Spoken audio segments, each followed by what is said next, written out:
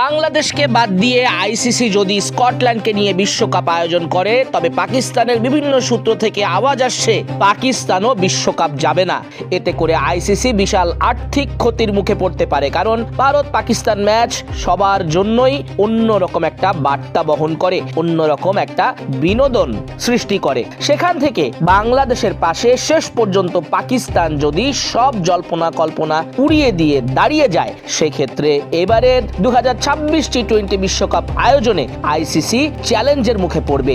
দায়টা নিতে হবে বিসিসিআইয়েরও। সব মিলিয়ে বিসিবি প্রেসিডেন্ট আমিনুল ইসলাম বুলবুল এবং বাংলাদেশ সরকার যে মিরাকলের আশা করছে, সেই মিরাকল ঘটলে ঘটেও যেতে পারে।